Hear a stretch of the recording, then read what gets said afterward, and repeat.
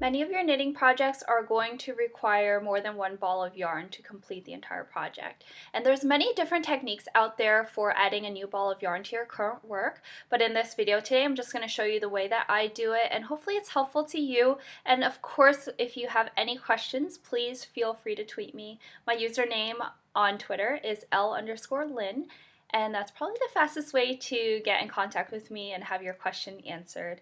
Now, without further ado, here is the tutorial. So here on the right, I have my new ball of yarn, but before you add that in, go ahead and proceed as usual with the knit stitch. But before you pull it through the stitch, take the yarn from the new ball of yarn and lay it over your right-handed needle, just like this. And what we're going to do is hold the two strands together and knit the following 3 stitches. So here we go with the first stitch, which is the knit stitch. And I'm going to hold the 2 strands together and knit that. And then my next stitch is actually a purl stitch because of the pattern that I'm using. So I'm going to be pulling it to the front.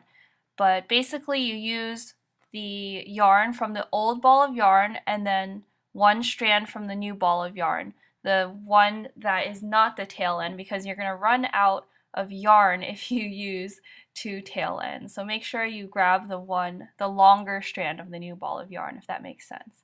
So you'll see that here. I'm going to be purling the next stitch, and both of those stitches are held together, and I'm going to purl that. So my next stitch is the knit stitch again, and this will be the 3rd stitch I'm doing with both of the strands held together.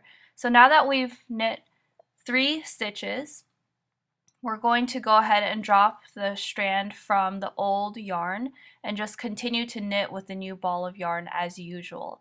And just make sure when you come across those double stitches on your next row or next round that you don't knit or purl them individually, and that you keep them together, or else it'll throw your pattern off. So here I'm just showing you the back side of the piece of work after I completed it. You'll see that there's 2 strands that are just hanging out. So what you can do is you can weave those in when you're done with your work, and that will secure and hide the strands. And here's what the other side looks like. You can barely tell that there were 2 strands of yarn used for 1 single stitch. So I really like this technique for adding a new ball of yarn.